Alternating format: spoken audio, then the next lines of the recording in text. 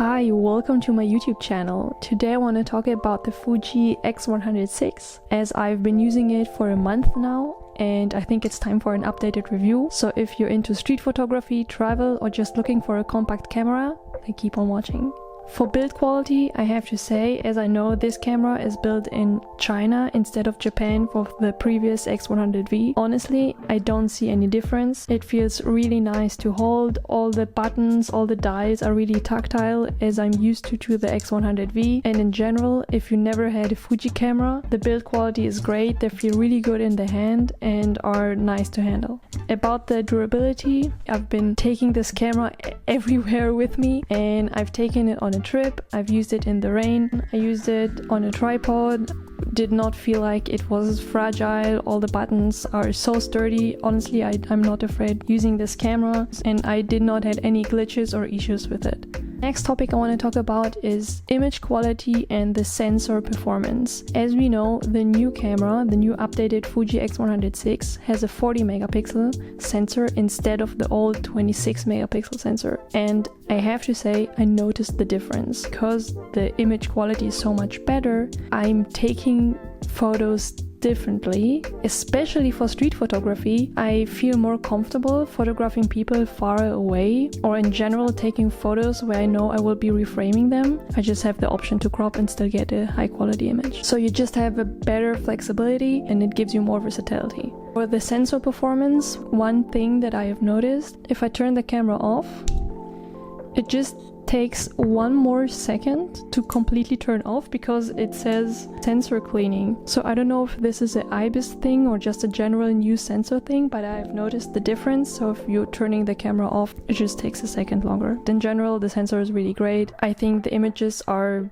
more or less the same colorfulness. There is not a huge difference. It's more the image quality and sharpness than the sensor colors or something like that. In general, if you like Fuji sensors, you will love this one as well. Next topic I want to talk about: autofocus speed and accuracy. After using this camera in different scenarios, I have to say something positive and something negative about the autofocus. So the good thing is you have now AI autofocus, which means when you're out and about, especially when you're doing street photography, if you point at people, then it recognizes them and automatically focuses on them. This really helps if you're intending to photograph mostly people. Most of the time, I know if I hold the camera and just shoot, I will get the picture that I want, which is really great. So if you like street photography, you will love this feature. But if you're more into travel photography and you also like to take photos of only buildings or streets, then I've noticed, and it's a bit annoying actually, if there are people in the frame, it will focus on the people and not on the building.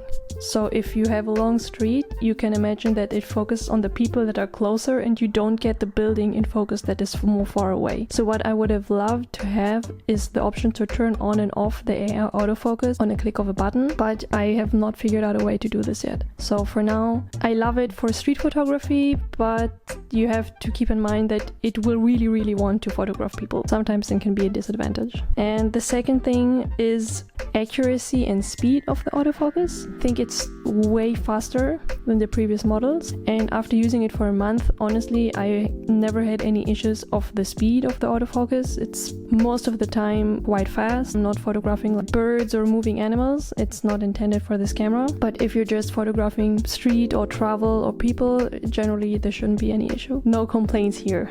The next topic I want to talk about is lens performance and versatility. And this is a big plus for this camera. I had the privilege to travel with it, so I've been 1 week abroad with the camera, and also I used it for street photography, for nature photography, and also I even tried to do some product photos for fun or just some really close-ups or kind of macro photos. And I have to say, the camera really performs. I'm impressed how many types of photography you can do with this camera. And it's very versatile. There is actually no limit to what you can do with this camera, and it's really impressive. The next point I want to talk about after using this camera for a while would be battery life. In this case, it depends if you're using this camera for photography or for videos, because for photography I had almost no issues of battery life. Of course, if you're out all day taking photos constantly, I do recommend that you buy some second battery, but if you're doing generally just taking a few few photos here and there and just taking it with you, you shouldn't have to replace the battery. But it's totally different if you're taking videos.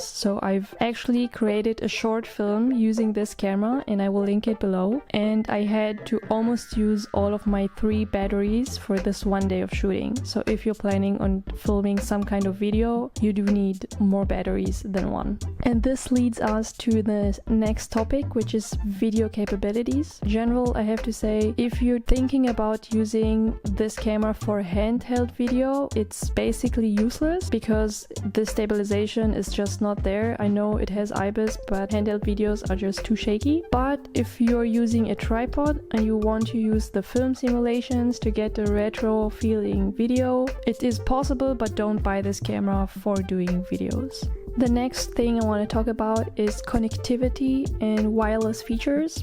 First, I thought the new Fuji X app will be easier to use the connection to the phone, and if I don't have a flip screen, I can use my phone to get the image that I want. And this is an issue with many cameras, but also with this one, I feel like if you're trying to use the live feed of the phone app that is connected to the camera, it's laggy and not performing really well. And I think it is possible if you're trying to take a photo, and it's actually quite simple to set up, but if you think you're going to use this for video and see how it looks, it's not really useful. So it's half a point for connectivity. Alright, after using it for 1 month and testing this camera, is this camera worth it? I would say definitely. If you're looking for a compact camera that has a 40 megapixel sensor and is very versatile in the sense of shooting in different scenarios, and you just want your everyday kind of camera that you take with you and you don't have to think about it, I do recommend this one. I still stand by my opinion after I first got this camera, and I think it's even